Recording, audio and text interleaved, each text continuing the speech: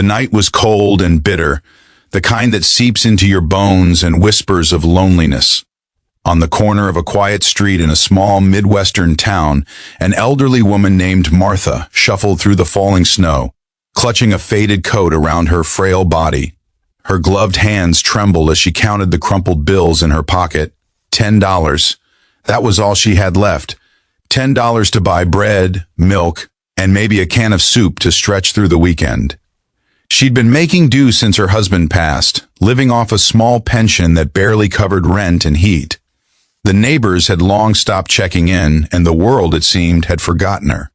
But that night, fate was watching. If you believe in kindness, second chances, and the power of compassion, take a moment to like, comment, share, and subscribe. These stories remind the world that even the smallest act of love can change everything. Martha was almost home when she heard it. The deep, guttural roar of motorcycle engines in the distance. She froze instinctively. The sound grew louder, echoing through the empty streets, until a single headlight cut through the snowstorm. A large man on a Harley rumbled to a stop just a few feet away. His jacket bore a patch that read, "Hell's Angels," and his presence was intimidating. His long beard was frosted white, his eyes hidden behind dark goggles. For a moment, Martha felt fear twist in her stomach, but then she noticed something different. The man was hurt. His hand was bleeding, his bike tilted slightly to one side, and he looked pale beneath the flickering streetlight. Martha's instincts took over before her fear could. She hurried toward him. "Are you all right?" she asked softly. The man didn't answer right away. He winced, trying to start the bike again, but the engine sputtered. "Ran out of gas," he muttered finally, his voice rough like gravel. He looked cold and exhausted, maybe even lost. The gas station was at least a mile away, and the snow was getting heavier by the minute. Without thinking, Martha reached into her pocket and pulled out the $10 bill.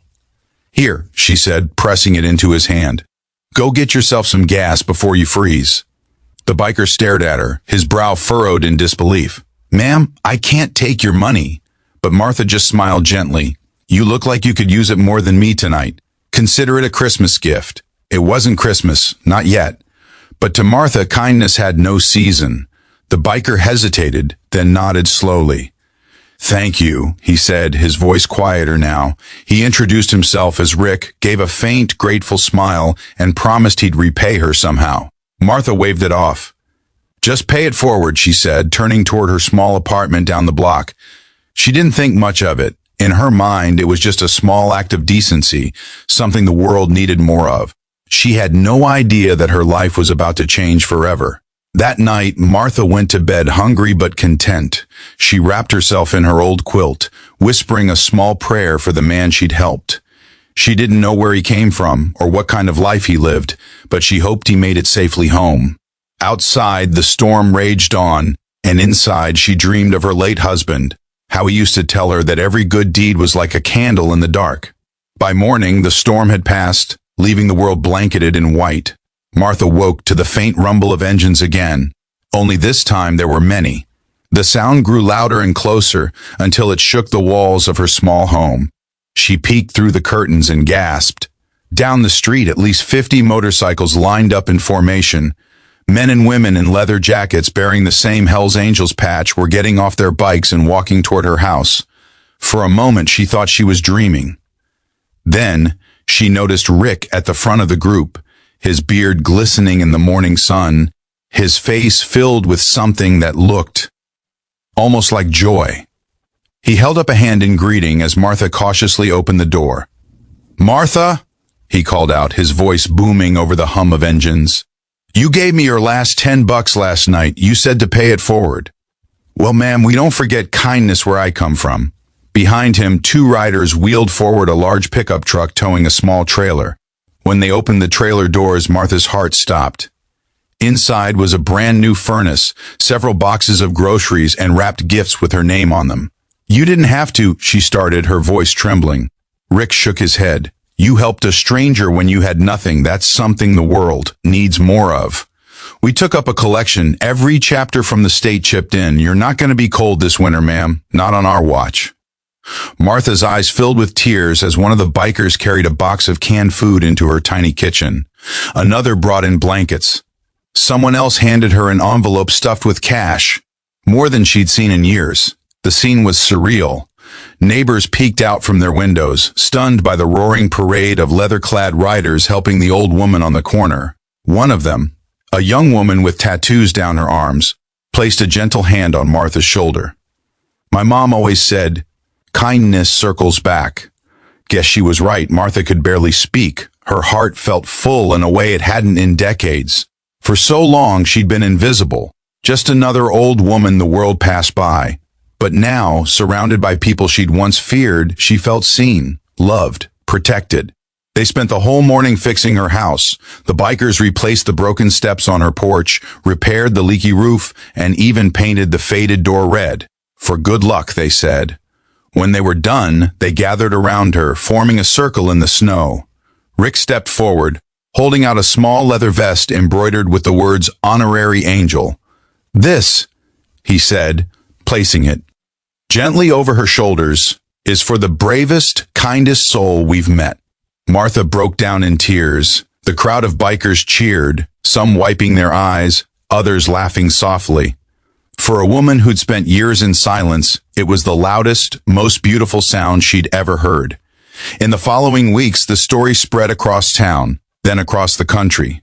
News stations came to film the Angel of the Angels, as people began calling her. Strangers mailed letters and donations, inspired by her simple act of kindness. But Martha didn't care about the fame. What mattered to her were the friendships she'd found. Rick and his crew visited her often, bringing food, checking on her, and sharing stories about the roads they'd traveled. They even took her on a short ride one sunny afternoon, her first motorcycle ride ever. She laughed the whole way, her gray hair whipping in the wind, her heart young again. Rick told her later that he hadn't planned to stop that night. He'd been heading back from visiting his brother's grave, lost in his thoughts, when his bike ran dry. "Maybe it was fate," he said quietly. "Maybe someone up there wanted me to meet you." Martha believed it. She always had. The months passed, and winter gave way to spring. Martha's house was warm and bright again, filled with photos of her new family, a family she never expected to find among leather jackets and roaring engines. On her porch hung a small wooden sign Rick had carved for her. It read, "Kindness is the road home." Sometimes, when she sat outside watching the sunset, she thought about that cold night. How easy it would have been to walk past, to keep her last $10 and stay invisible. But something inside her had whispered to help, and that whisper had echoed louder than she ever imagined. The bikers still visited every few weeks. They brought groceries, laughter, and stories from their rides, but most importantly, they brought her company, something Martha had craved for years. She'd become a symbol in their group, a reminder that kindness doesn't judge by appearance, that sometimes the most unlikely people can become family. And though her body grew weaker with age, her spirit remained unshakable. The last time Rick saw her, she pressed his rough hand between hers and said, "Promise me you'll keep helping people, even when it's hard." Rick nodded, his voice breaking. "Always, ma'am. That's what angels do."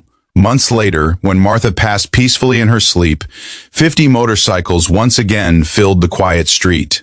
They came to honor her, to ride one last time in her name. The engines roared like thunder, carrying her memory through every highway and small town they passed. On the back of every biker's jacket was a new patch that read, "Ride for Martha, the angel who believed."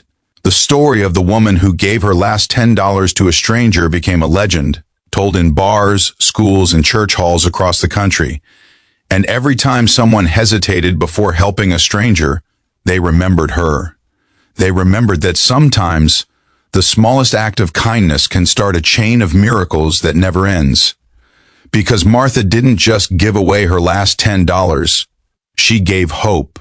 She gave proof that even in the darkest, coldest night, a single act of compassion can light up the world. If this story touched your heart, please like, share, and subscribe. Let's fill the world with stories that remind us what love, kindness, and humanity truly mean.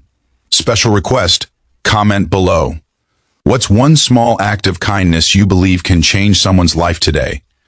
And remember, even when you think you have nothing left to give, your heart is always enough.